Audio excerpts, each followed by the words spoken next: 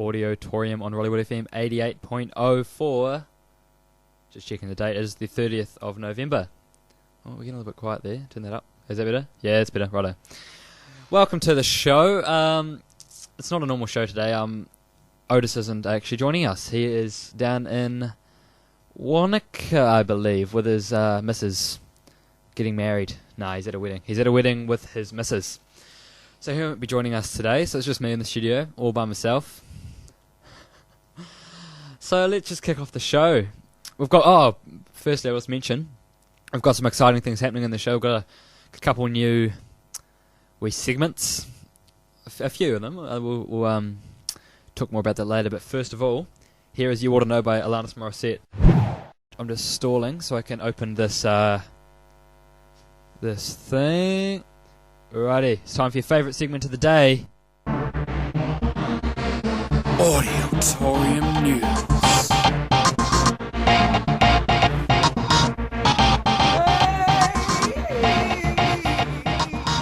That's right, Audiotorium News, everyone's favourite Rollywood FM segment. And now just flicking back through my news stories of the week. We'll go with this one right here, which is one of my favourite ones of the week that I've come across. The title is What's Wrong with Sue's Anal Bum Party? Yep, I'll leave you to ponder that one for just a second. Alrighty. So, as we all know, we've got the good old Susan Boyle. She's a good, what she do? Britain's Got Talent, or Britain something. And she's releasing a new album soon. It's coming out in the next couple of weeks.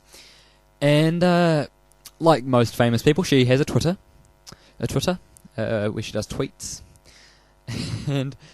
and famously, the Twitter, they have these things called hashtags, which for you people who don't have Twitter, is where you put a hash symbol and then a word after it, and everyone in the world that has done that word will collaborate into one little news feed, and everyone that's done that, like say hashtag Christmas, everyone that's posted about Christmas will be shown on the same news feed thing. Anyway, I'll read out the story.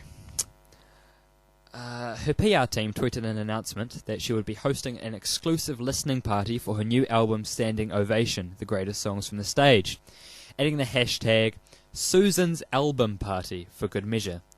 Once the intended meaning of the hashtag Susan's Album Party was misread as Sue's Anal Bum Party, because if you write this down, get out a bit of pen and paper right now and write down Susan Album Party, you can see that can easily be misread as Sue's Anal Bum Party. And perhaps that was a good thing, as hashtag Susan Anal Bum Party trended worldwide, and suddenly Susan Boyle was back in the spotlight. She's back to being famous, but not for things that people would have thought. And the official Twitter hashtag for Susan Boyle's new release is Susan's Album Party. Her social media team are either very naive or genius, says Phil Stead. No idea who that guy is, but it's just said a quote here from Mr. Phil Stead. And Simon Head, who's another man that I have no idea who this is, he said, be upstanding please for Susan Boyle's PR gurus, who decided the hashtag to promote the launch of her new album party would be Susan's Album Party. And the tweet from Susan Boyle's official account was later amended to Susan Boyle Album Party. So, as you can see, there's a bit of confusion there, and I think that's what you've got to be a little bit careful about, don't you? You've got to be careful about your Twitter hashtags. And I mean, obviously they would have seen this, and they would have been like, oh, do we really go through with it? Do we give Susan a bit more fame and embarrass her a little bit? But yeah, she wasn't happy. She was not happy. I think she fired a few people from her PR team. So yeah, that was your first news story for the session of Audiotorium. Me and Otis have been we spent Tuesday, I think it was, we came into the studio on our spare time. Might I just point out, in our spare time. We didn't have to do this. We did it for the listening pleasure of our listeners. And we recorded a whole lot of different stuff, and these being for segments, new segments that we're going to do on the show. And one of them I'm about to play to you right now. Page of the week. Page of the week. Page of the week. Page of the week. Page of the week. Page of the week. You wanna get your page of the week. Page of the week. That is fantastic. I did not think that it would sound that good through these headphones and through the speakers. Flick us a text on 0204 RW88 FM and let us know what you think of that. So yes, this is time for Page of the Week, where we scour through every possible Facebook page in the entire universe, and we find the best one or two, depending on how generous we're feeling and how many we find. The best Facebook pages for you to share with you on air and have a wee laugh about. Right. And hopefully you can relate to these. Right, the first one. Our first page of the day ever, excluding last week, is when you try to scare a bug off your computer screen with your mouse. Now, I can relate to that. I believe that I did that last week, actually, in the studio. There's been a fly in the studio. I swear it has been here my entire studio radio careering life. And I spotted it the other day. It came and landed on the computer screen. So, me being the clever trickster, ninja man, assassin, fly assassin that I am, I thought, I'll give him a wee fright. Since we can't catch him, might as well scare the bejeebers out of him. So I got the mouse and I wavered it under his little feet. And he didn't move. He did not move at all. So we all have those moments when you think you're being clever. You think you can outsmart somebody, trick somebody, or trick something. And it turns out that you're not that smart, and maybe someone's already thought of doing that idea. But yeah, today's page of the week is when you try to scare a bug off your computer with your mouse. Page of the week. Page of the week. Page of the week. Page of the week. Page of the week.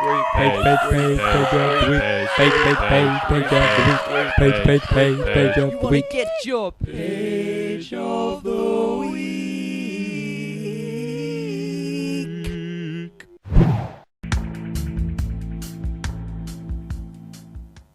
That was The Raft by Fat Freddy's Drop, and I had to fade that one out early. It's a long one. It's got another 3 minutes to go, and I thought, got a feel for my listeners here. God, who would want to listen to that for another 3 minutes? It's the same thing, eh? It's just for about 8 minutes. Jeez, Fat Freddy's Drop. I mean, I love them, but I hate them. You know? We had a few texts in asking what some of these songs are, and I got a new text. Got a text saying they liked the new Op Shop song that we just played before, and that was "You'll Never Leave Me Again," new one by Jason Kerrison and his band Op Shop. It's released. I don't know. I'm not going to get into details. Just go iTunes it. And we had another text asking what the Taylor Swift sounding song was. That was New Zealand's Taylor Swift, named Rachel Hamilton. She released the song called Judgy Little Eyes, and that is on iTunes as well. And yes, she sounds a little bit like the Tay-Tay Swift-Tay, Tay-Tay Tay-Dog, Tay-Rizzle, Tay Swift-Tay. I'm going to stop now. You're on Audiotorium, and as I mentioned before, Otis is away today. He's got some business down in Wanaka. Don't go down and follow him. That's not ideal for him. He does need his breaks now and again. It is disrupting the show, Otis, and I expect you back 110% next week. But yes, he does need a break. He has been working hard. Yeah. And so, as most of you will know, The Hobbit premiered yesterday, I think. Yesterday. We'll say yesterday. Yep, we'll go with that.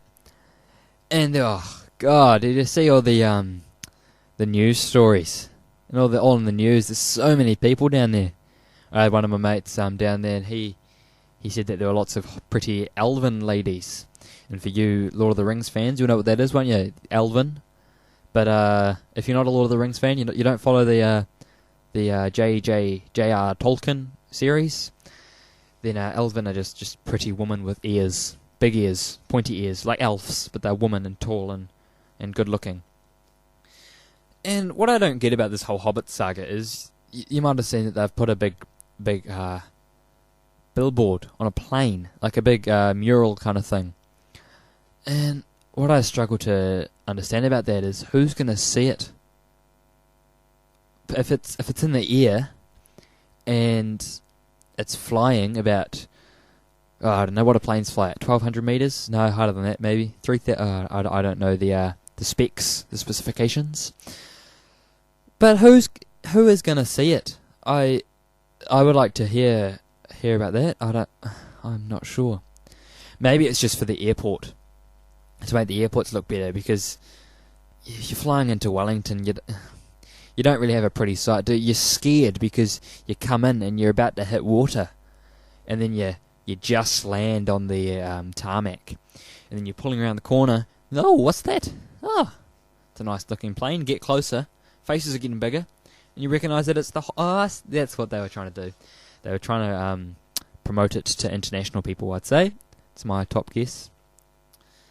Coming up soon, we have the 5 o'clock 5, where we play 5 songs without talking, ad breaks, all that stuff. And that's right, we had sorry, we just fix this. I thought my computer just died, but it didn't. Okay, yep, just had a text before regarding the page of the week, sorry, can't use page of the day, that is copyright. Page of the week, regarding page of the week, this text said, just get it up. Oh, the page of the day was trying to scare a fly that's landed on your computer with your mouse. And this person, I asked if anyone had any experiences where they thought that they would be clever and do something, and it turned out just to go badly. And this this person texted in and said they had a really wobbly couch, and half of the leg came off. Like some of them have the little screwy in things, and that came off. And so this person, who wishes to be, no, they don't wish to be, they just haven't told me their name. They said that they got their wallet out and put it under the seat just so they could watch Shortland Street or something in peace. Watch Shortland Street in peace without all the wobble. And put it under, sat down, waited a bit.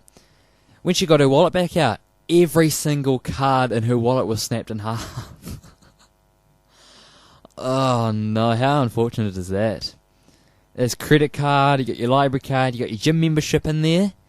You might have your Wendy's gift voucher. Oh, you might get your Subway vouchers. Your sub card in there, it's all gone. No more free cookies with your sub vouchers. Speaking of sub vouchers, by the way, oh sorry, I do feel for your couch lady. That is a sad story, and I'm sure that it was not one of your better days. But moving on, sub cards. Do you know in Subway they have gift vouchers? They have gift vouchers for Subway, so you can go and buy a $10 gift voucher and give it to one of your friends and say, look, you can go get Subway. And that's just one of the worst gift vouchers I think that I would ever wish to receive. Think about it. You open your birthday card from Nana or Grandma or Uncle Dave, and you open it up and oh cool, it feels like money, feels like a nice gift card, and it's for Subway. I don't see Subway's logic. Might I say, that was one of the most enjoyable 5 o'clock 5s of 5 o'clock 5 history. I'll give you a couple of reasons why. Number 1. I got back here on the 3rd song. So I was just chilling out to some Tay-Tay Swift Day, as we like to call her on Auditorium. Got some, what do we have after that? I had some Von Voin Strum, that was quite pleasant. And then some Alanis Morissette. What more could you ask for? Well, I'll tell you. I got a smile from the old lady at New World. And that, you know when you get a smile from elderly that you just know, don't you? There's nothing better than a smile from an old lady. I'll just leave that one there. That's enough said for that point there. 3rd point, and probably my favourite point, is you know how they have those stalls at New World and at different probably shouldn't say the N word, because anyway, you know how you go to supermarkets, and they have little stalls set up with testers and different things that you can try, like milk and breads, and well, today oh dear, they had garlic bread, and the whole of New World smelt like garlic bread. And nothing's better than a look from an old lady and garlic bread. I mean, those two are just like... I even got to try some. I was walking past with my bottle of jelly beans and my drink, and the man said, "Oh, would you like to try some garlic bread?" I said, "Oh, would I?" So I grabbed a bit of garlic bread and ran. I didn't run because it was free. I wasn't stealing anything. Also, the last point as to why this was the best 5:05 ever was because of the jelly beans. Now, usually, you hit one, and you know what it is. You know that it's cinnamon, because it burns your insides out. But it's so good. Cinnamon is just so good. And the first one that I tried was a cinnamon, and that just got me off to a good start. And during that 5:05, while I was eating my jelly beans, I managed to tally 3 cinnamon jelly beans. So I've got a wee cinnamon tally going now. I'll keep that going. I'll let you know how I go at the end of the show. I'm about a third through my jelly bean bottle. So we got a bit to go, might I just say. So yeah, we'll put that one on the top of the list for 5:05. 30th of November 2012. It's up there. It's probably one of the best moments of my Audiotorium career, might I just say. Now, you might have noticed in some of our previous shows that there have been lots of pops, like lots of p, and like, yeah, there's lots of p's. But no, you can tell today that has changed. I have invented a wee pop filter which stops those p's and whatnot, and I made it out of a clothes hanger, like the triangular ones, and a pair of stockings, and it does the trick just fine, I believe. Or I think it does. There's probably a different story on your end, but that is. And I mean, who needs these $20, $30, $50 ones when you can make one for free out of a clothes hanger and your mum's tights? But don't tell your mum that you're taking her tights, because that will be weird. Mum, can I borrow your tights? I'm just going to go make something that I'm going to speak into. Probably wouldn't go down as well, wouldn't it? Just take them. It's not what I did, obviously. Of course, I would have asked my mum's permission first. Hey, Mum. You know what? Oh, what? You should go listen to Idiot of the Week. But if I listen to Idiot of the Week, does that not class me as an idiot myself? That is right. Those are our 2 idiots giving you the intro for Idiot of the Week this week. That is also...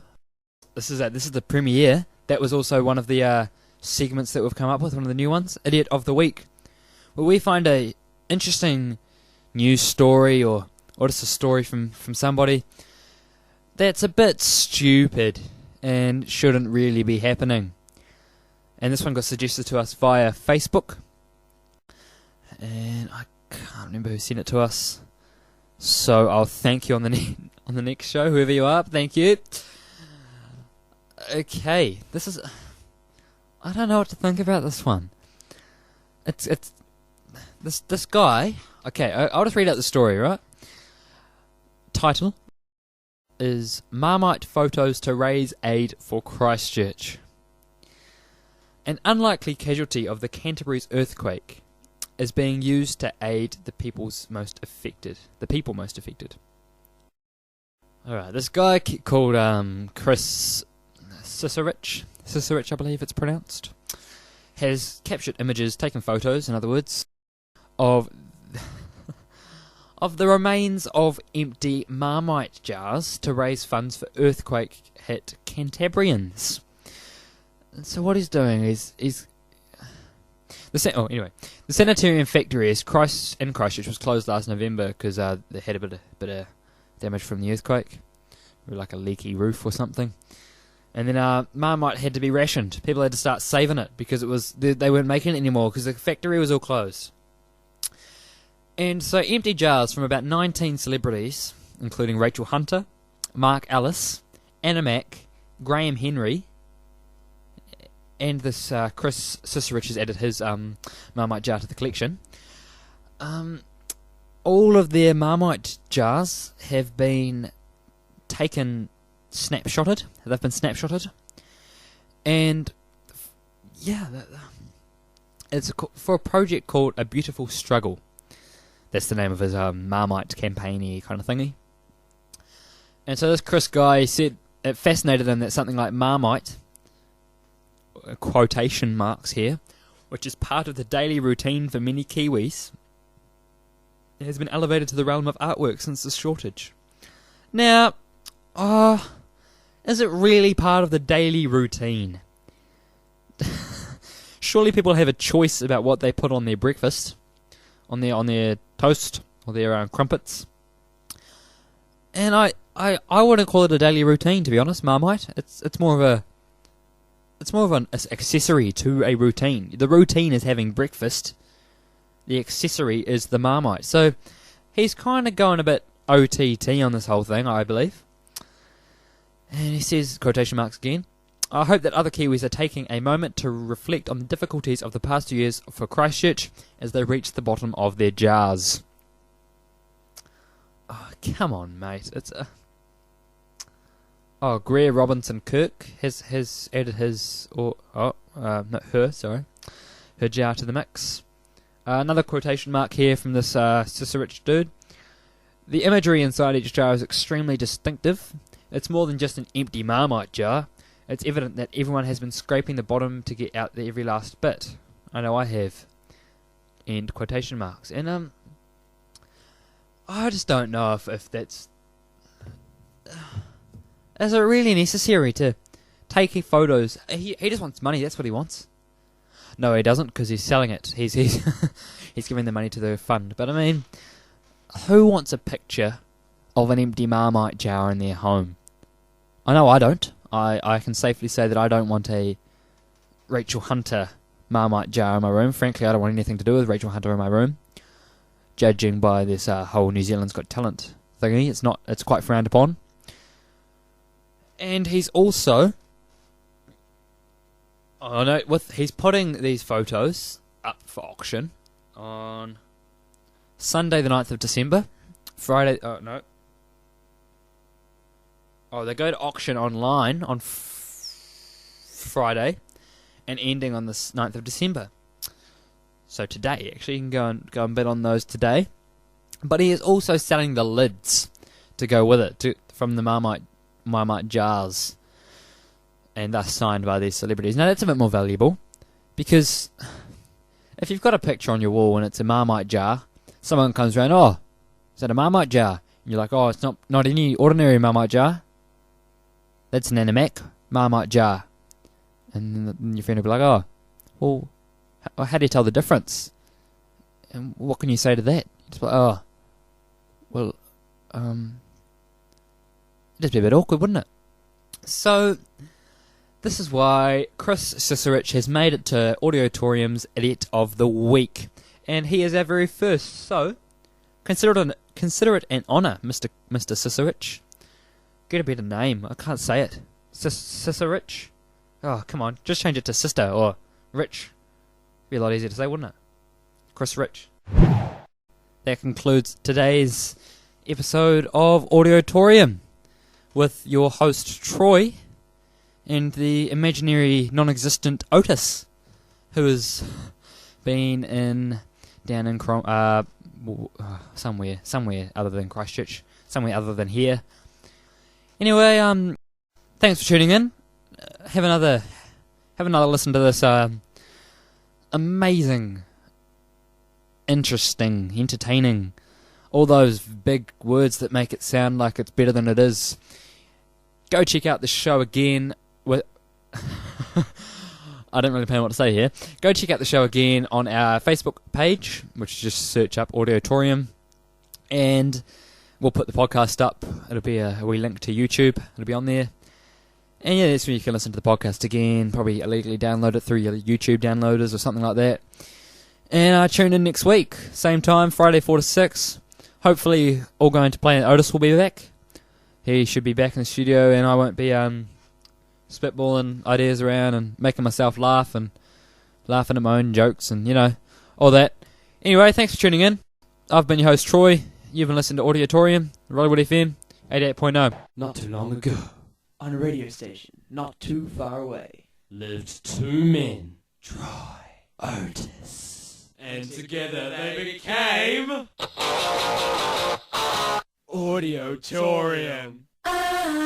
Tune in to Rollywood 88.0 from 4 to 6 on Fridays. Auditorium. For current affairs, giggles, and a general good time,